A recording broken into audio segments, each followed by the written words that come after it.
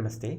So here I would like to present a point of view from the Shankaran Advaitins who claim that just arguing for the supremacy of a particular deity, be it Shiva, Vishnu, or Shakti, or something else, is a sign of a fool. It is idiocy. There is only one God who manifests himself in multiple forms. So that's the argument he presents. Let us first listen to him and we'll respond to him. ಭಗವಂತರಲ್ಲಿ ಕೆಲವರು ಜಗಳ ಮಾಡ್ತಿರ್ತಾರಲ್ಲ, ಶಿವನಿಗಿಂತಲೂ ವಿಷ್ಣು ದೊಡ್ಡವ, ವಿಷ್ಣುಗಿಂತ ಶಿವ ದೊಡ್ಡವ ಅಂತ ಹೇಳಿ, ಅವ್ರಿಗಿಂತಲೂ ಮೂರ್ಖರು ಬೇರೆ ಯಾರೂ ಇಲ್ಲ. ಭಗವಂತನ ಹೆಸರನ್ನು ಇಟ್ಕೊಂಡು ಯಾರು ಜಗಳ ಆಡ್ತಾರೋ, ಭಗವಂತನ ದೊಡ್ಡ ಚಿಕ್ಕ ಅಂತ ಭಾವನೆಯನ್ನು ನೋಡ್ತಾರೋ ಅವರು ಮಹಾಮೂರ್ಖ. ಒಬ್ಬನೇ ಭಗವಂತನ ಹಲವು ರೂಪಗಳು, ಹಲವು ನಾಮಗಳು, ಇದರಲ್ಲಿ ಎಂದಿಗೂ ನಾವು ಭೇದವನ್ನು ಕಾಣಬಾರದು. ಸ್ವಾಮಿ ನಮಸ್ಕಾರ. ನೀವು ಭಗವಂತನ ಹೆಸರನ್ನು ಇಟ್ಟುಕೊಂಡು ಯಾರು ಜಗಳ ಮಾಡ್ತಾರೋ, ಹರಿ ದೊಡ್ಡವ ಹರ ದೊಡ್ಡವ ಅಂತ, ಅವರಿಗಿಂತ ದೊಡ್ಡ ಮೂರ್ಖರು ಯಾರೂ ಇಲ್ಲ ಅಂತ ಹೇಳ್ತೀರಾ. ನಿಮ್ಮ ವಚನಗಳ ತಾತ್ಪರ್ಯ ಏನಂದರೆ, ಮಧ್ವಾಚಾರ್ಯರು, ರಾಮಾನುಜಾಚಾರ್ಯರು, ವಿಷ್ಣು ಪರತ್ವವಾದಿಗಳು ಅವ್ರಿಗಿಂತ ದೊಡ್ಡ ಮೂರ್ಖರು ಯಾರೂ ಇಲ್ಲ.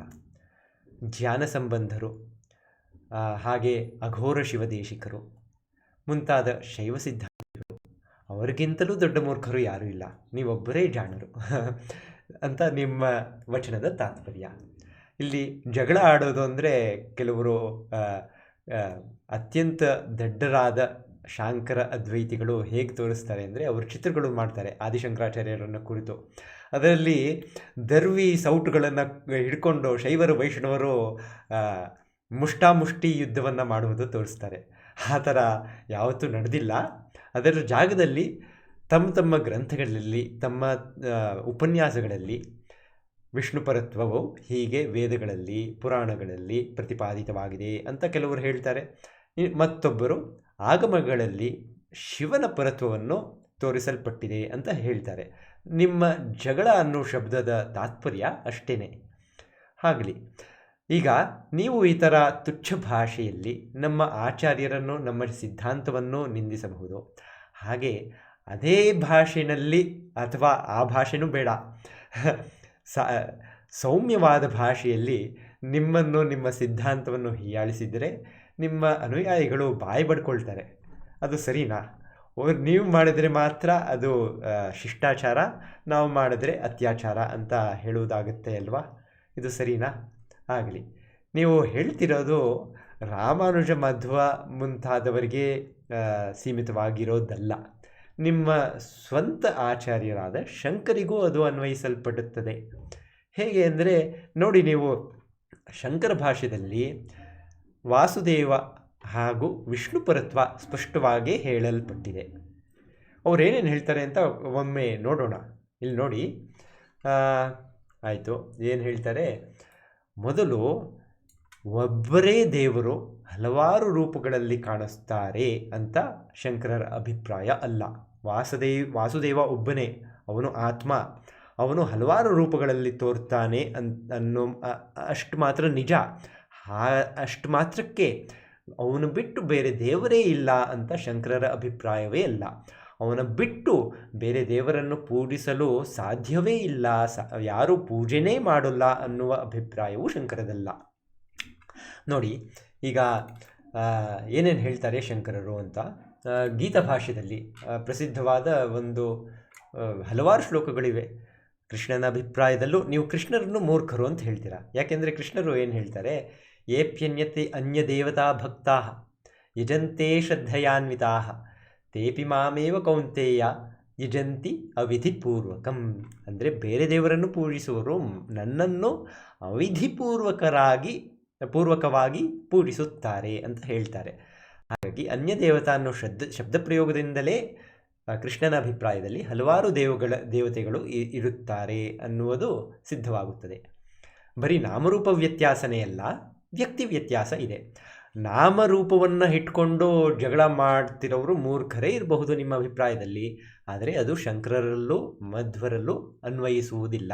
ಯಾಕೆಂದರೆ ಅವರು ನಾಮರೂಪ ಮಾತ್ರವನ್ನು ಹಿಡಿದುಕೊಂಡು ದೇವತಾ ತಾರತಮ್ಯವನ್ನು ತೋರಿಸುವರು ಅಲ್ಲ. ಅವರು ವ್ಯಕ್ತಿ ಭೇದವನ್ನು ಹಿಡಿದುಕೊಂಡು ದೇವತಾ ತಾರತಮ್ಯವನ್ನು ಪ್ರತಿಪಾದಿಸುತ್ತಾರೆ.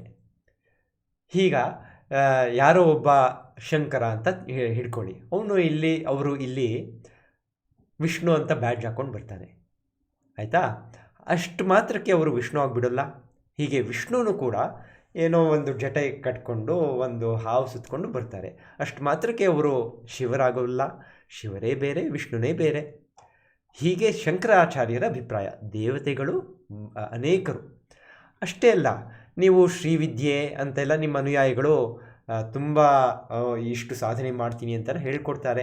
ಅಷ್ಟಲ್ಲದೆ ನಮ್ಮ ಗುರು ಪರಂಪರೆಯಲ್ಲಿ ಸುರೇಶ್ವರಾಚಾರ್ಯರು, ಅವರ ಮೇಲೆ ಶಂಕರಾಚಾರ್ಯರು ಎಲ್ಲ ಶ್ರೀವಿದ್ಯಾ ತಂತ್ರವನ್ನು ಪ್ರತಿಪಾದಿಸಿದ್ದವರು, ನಮಗೆ ತಂದಿಕೊಟ್ಟವರು ಅಂತ ಹೇಳ್ಕೊಳ್ತಾರಲ್ಲ, ಅದು ಹೇಗೆ ಸಾಧ್ಯ? ಈಗ ನಿಮ್ಮ ಶಂಕರಾಚಾರ್ಯರು ಏನು ಹೇಳ್ತಾರೆ ನೋಡಿ, ಸಪ್ತಮಾತೃಕೆಯರ ಬಗ್ಗೆ. ಯಜಂತೆ ಪೂಜಯಂತಿ ಸಾತ್ವಿಕಾ ಸತ್ವನಿಷ್ಠಾ ದೇವಾನ್ ಯಕ್ಷರಕ್ಷಾಂಸಿ ರಾಜಸಾಃ ಪ್ರೇತಾನ್ ಭೂತಗಣಾಂಶ್ಚ ಸಪ್ತಮಾತೃಕಾದೀಶ್ಚ ಅನ್ಯೇ ಯಜಂತೆ ತಾಮಸಾಃ ಜನಾಃ. ಅಂದರೆ ನಿಮ್ಮ ಆಚಾರ್ಯರ ಅಭಿಪ್ರಾಯದಲ್ಲಿ ಸಪ್ತಮಾತೃಕೆಯರು ದೇವತೆಗಳಲ್ಲಿ ಪರಿಗಣಿಸಲ್ಪಡುವುದೇ ಇಲ್ಲ. ಅವರೇ ಬೇರೆ. ಅವರು ದೇವತೆಗಳು ಅಂತ ಹೇಳಿಸ್ಕೊಳ್ಳೋಕ್ಕೂ ಯೋಗ್ಯರಲ್ಲ. ಹಾಗೆ ಇವರು ಶಂಕರಾಚಾರ್ಯರು ದೇವತಾ ತಾರತಮ್ಯವನ್ನು ಇಲ್ಲಿ ಪ್ರತಿಪಾದಿಸಿಲ್ವಾ? ಅವರು ಸಪ್ತಮಾತೃಕೆಯರು ದೇವರೇ ಇಲ್ಲ ಅಂತ ಹೇಳಿದಾರಲ್ಲ, ಅದು ನಿಮ್ಗೆ ಒಪ್ಪಿಗೆನಾ? ಅವರು ಹೀಗೆ ಹೇಳಿದ್ದಲ್ಲಿ ಅವರು ಮೂರ್ಖರ, ಅವರು ದಡ್ಡರ? ಅವ್ರಿಗಿಂತ ದೊಡ್ಡ ಮೂರ್ಖರು ಯಾರೂ ಇಲ್ವಾ? ಆಗಲಿ, ಆಯಿತು. ರುದ್ರರು ಆದಿತ್ಯರು, ಅವರನ್ನು ಪೂಜಿಸುವರು ನಿಕೃಷ್ಟರು. ಅವರ ಬಿಟ್ಟು ವಾಸುದೇವರನ್ನು ಪೂಜಿಸುವರು ಉತ್ಕೃಷ್ಟರು ಅಂತ ನಿಮ್ಮ ಶಂಕರಾಚಾರ್ಯರೇ ಹೇಳ್ತಾರೆ. ಯೋಗಿನಾಮಪಿ ಸರ್ವೇಷಾಂ ರುದ್ರಾದಿತ್ಯಾದಿ ಧ್ಯಾನಪುರಾಣಾಂ ಮಧ್ಯೆ ಮದ್ಗತೇನ ಮಯಿ ವಾಸುದೇವೇ ಸಮಾಹಿತೇನ ಅಂತರಾತ್ಮನ ಅಂತಃಕರಣೇನ ಶ್ರದ್ಧಾವಾನ್ ಭಜತೆ ಯೋ ಮಾಂ ಸಮೇ ಯುಕ್ತತಮಃ ಮತಃ. ಉತ್ಕೃಷ್ಟ ಯೋಗಿಗಳು, ಉತ್ಕೃಷ್ಟರಾದ ಆರಾಧಕರು ವಾಸುದೇವರನ್ನೇ ಪೂಜಿಸುತ್ತಾರೆ. ಹೀಗೆ ಆರಾಧನದಲ್ಲಿ ತಾರತಮ್ಯವನ್ನು ತೋರಿಸಿ ದೇವರಲ್ಲಿ ತಾರತಮ್ಯವನ್ನು ತೋರಿಸಿದ್ದೇ ಆಯಿತು. ಏನು ಭೇದ ಇಲ್ಲ. ನಿಮ್ಮ ಅಭಿಪ್ರಾಯದಲ್ಲಿ ನಿಮ್ಮ ಶಂಕರರೇ ಮೂರ್ಖರು ಅಂತ ಸಿದ್ಧವಾಗುತ್ತದೆ. ಅವರಿಗಿಂತ ದೊಡ್ಡ ಮೂರ್ಖರು ಯಾರೂ ಇಲ್ಲ ಅಂತ ನಿಮ್ಮ ಬಾಯಲ್ಲೇ ಬಂದಿದೆ. ಆಗಲಿ, ಬೇರೆ ಏನು ನೋಡಬಹುದು ಅಂದರೆ, ಸೂರ್ಯರು ವಾಯುವು ದೇವರು ಹೌದು ಅಂತ ಶಂಕರರು ಹೇಳ್ತಾರೆ. ಆದರೆ ಅವರು ಪರಬ್ರಹ್ಮ ಅಲ್ಲ ಅಂತ ಶಂಕರರ ಅಭಿಪ್ರಾಯ. ಈಗ ನೋಡಿ ಏನು ಹೇಳ್ತಾರೆ ಅಂತರಧಿಕರಣದಲ್ಲಿ, ಬ್ರಹ್ಮಸೂತ್ರ ಭಾಷ್ಯದಲ್ಲಿ ಅವರು ಹೇಳಿರೋದೇನು? ಅಮೃತತ್ವಾದಯೋಪಿ ನ ಸಂಭವಂತಿ ಉತ್ಪತ್ತಿ ಪ್ರಳಯ ಶ್ರವಣಾತ್. ಅಮರತ್ವಮಪಿ ದೇವಾನಾಂ ಅನ್ನುವ ಬಹುವಚನವನ್ನು ಶಂಕರಾಚಾರ್ಯರು ಪ್ರಯೋಗಿಸಿದ್ದಾರೆ.